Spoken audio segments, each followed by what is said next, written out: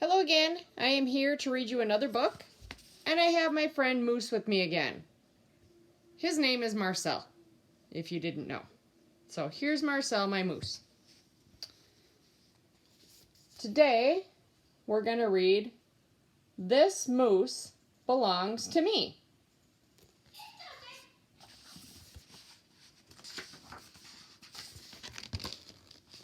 This moose belongs to me.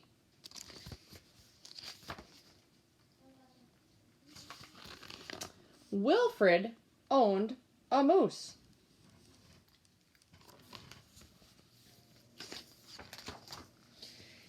He hadn't always owned a moose. The moose came to him a while ago, and he just knew it was meant to be. He thought he would call him Marcel.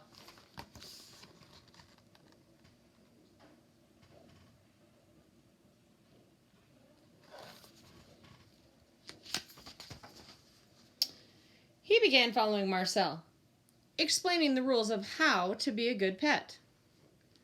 Much of the time, it seemed as though the moose wasn't listening, but Wilfred knew that he was, mostly because he followed Rule 4 very well. Not making too much noise while Wilfred plays his record collection.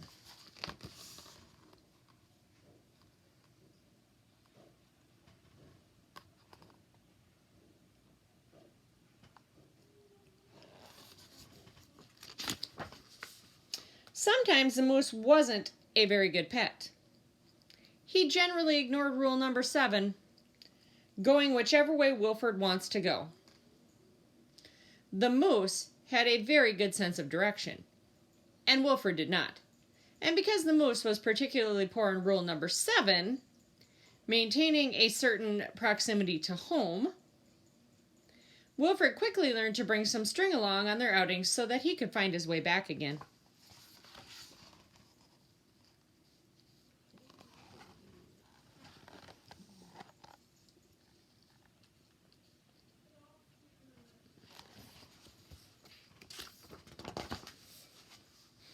Sometimes the moose was an excellent pet.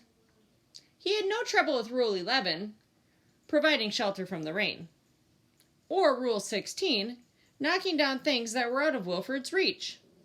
And he tells the moose, "Good work." So there, he's keeping dry. And over here, the moose is knocking down apples for Wilfred.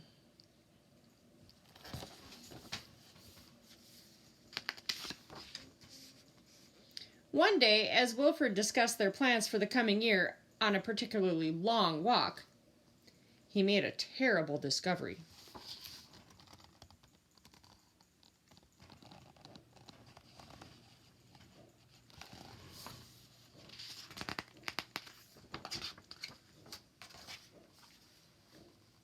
Someone else thought she owned the moose. "Rodrigo, you're back!"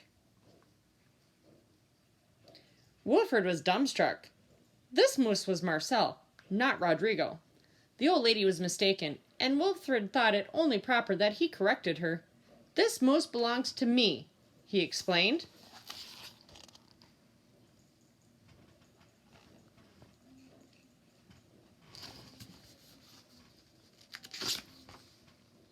And to prove it, he called Marcel. "Marcel, heel!" But the moose did not respond. He seemed more interested in the little old lady. "Good, Rodrigo," she says.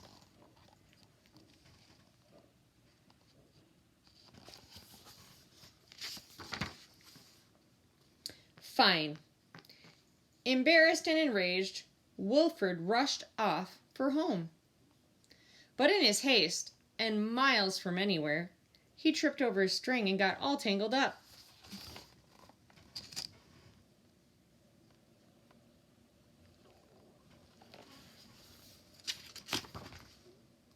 And there he lay.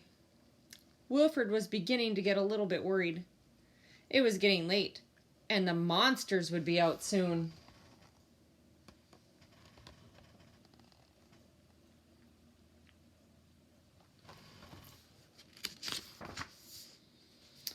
He had just ruled out the last of his options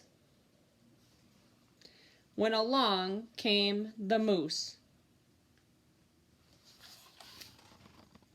So here he's thinking about all the things that he might be able to do to get out.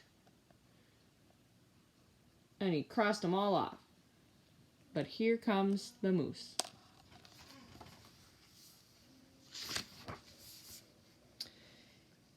And he performed Rule 73 brilliantly, rescuing your owner from perilous situations.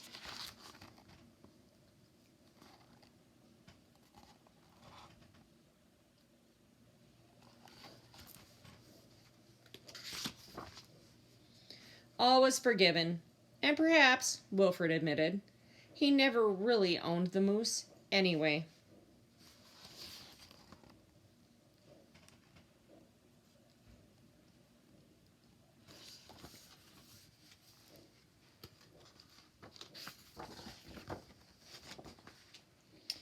With that in mind, he and the moose reached a compromise.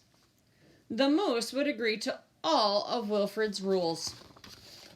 I wonder if he did.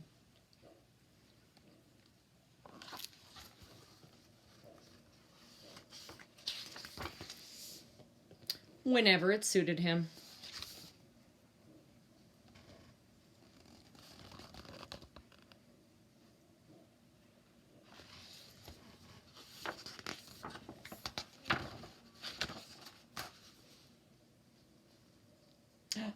Dominic, you're back, and you brought me an apple.